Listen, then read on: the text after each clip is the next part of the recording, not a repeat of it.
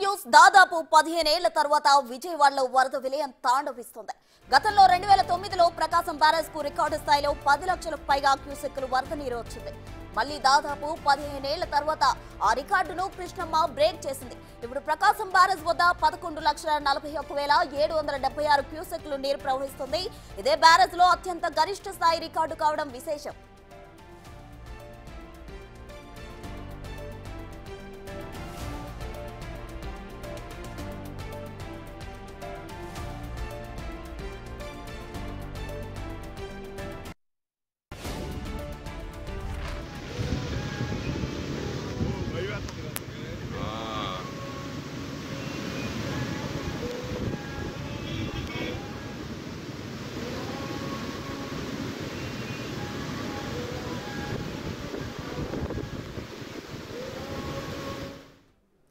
ప్రకాశం barrage కు 11,40,000 క్యూసెక్లు వరద పోటెత్తుతుంది. దీంతో వరద ఉధృతికి బోట్లు కొట్టుకొచ్చాయి. ఓ బోటు బ్యారేజ్ కు బలంగా తాకడంతో బీమ్ దెబ్బతింది. అంతేకాదు గేటు లిఫ్టింగ్ వాల్ కు కూడా పగుళ్లు ఏర్పడ్డాయి. దీంతో అధికారులు టెన్షన్ పడుతున్నారు. ప్రకాశం బ్యారేజ్ కు ఏం జరుగుతుందనే టెన్షన్ లో ఉన్నారు. గేట్లు ఇప్పటికే పూర్తిగా ఎత్తేసి నీటిని దిగువకు విడుదల చేస్తున్నారు.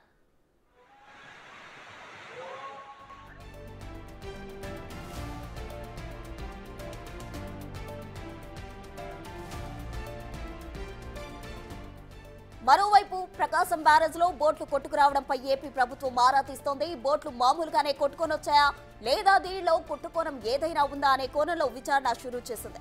తొలుత ఒక బోటు కొట్టుకుని రాగా ఏమైందని తెలుసుకునే లోపే మరో 4 బోట్లు వేగంగా వచ్చి గేట్లను ఢీకొట్టాయి. దీంతో వెంటనే అధికారులు అప్రమత్తమయ్యారు. పిల్లర్ నంబర్ 69 వద్ద బీమ్ 2గా చీలిపోయింది. ప్రస్తుతం హైడ్రాలిక్ చైన్ ద్వారా బీమ్ సపోర్ట్ తీసుకుంటుంది. మరోవైపు ఈ అంశంపై ఇరిగేషన్ డ్యాం అధికారులు విచారణ చేస్తున్నారు.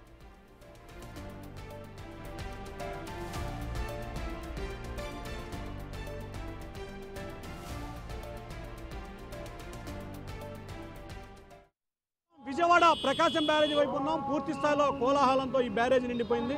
కానీ గేట్ నెంబర్ 69 వద్ద బోట్లు అడ్డ రావడంతో కూడా పూర్తి స్థాయిలో ఇక్కడ నీరు దిగువ ప్రాంతానికి వెళ్ళడానికి చాలా ఇబ్బందికర పరిస్థితి ఏర్పడుతూ ఉంది. ఏదైతే మనం ప్రస్తుతం ప్రకాశం బ్యారేజీ వద్ద గేట్ నెంబర్ 69, 68 మధ్యలో ఉన్నాం.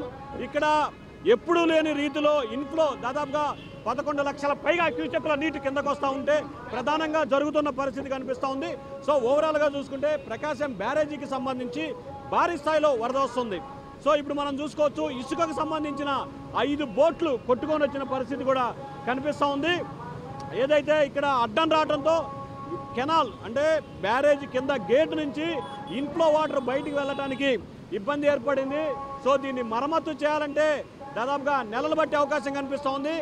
ఎందుకంటే చైన్ సిస్టమ్ ద్వారా ఇది ఇక్కడ కొనసాగాలి. మనం ఒకసారి చూసుకోవచ్చు పైన చైన్ నుంచి కూడా సపోర్టుగా ఒక వాల్ ఉంది.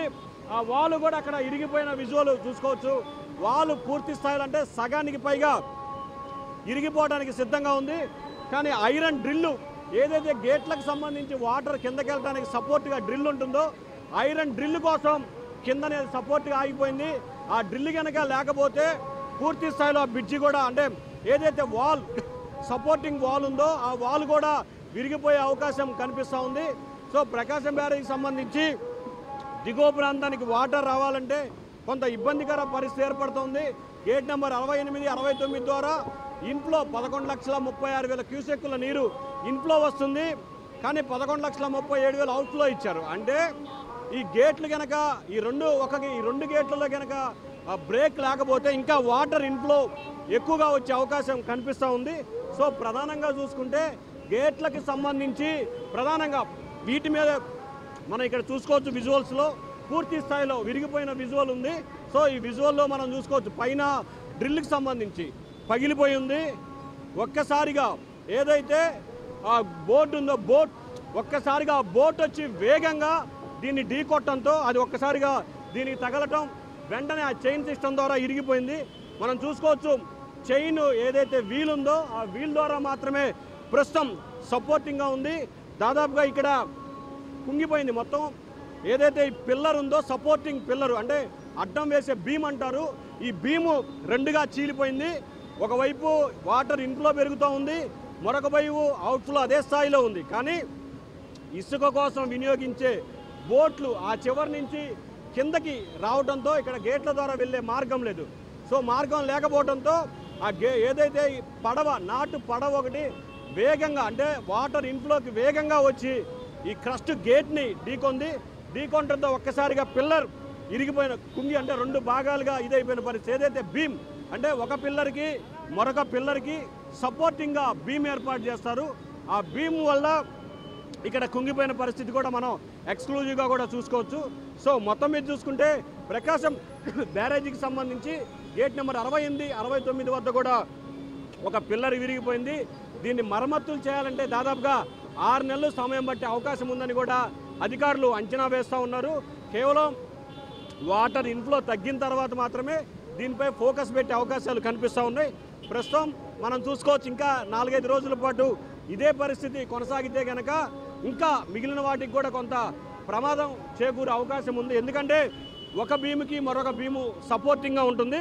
సో ఈ సపోర్టింగ్గా ఉండే వేలో ఇంకొక బీము ఇదవడంతో కూడా కొంత టెక్నికల్గా ఇబ్బందికర పరిస్థితి ఏర్పడుతుంది.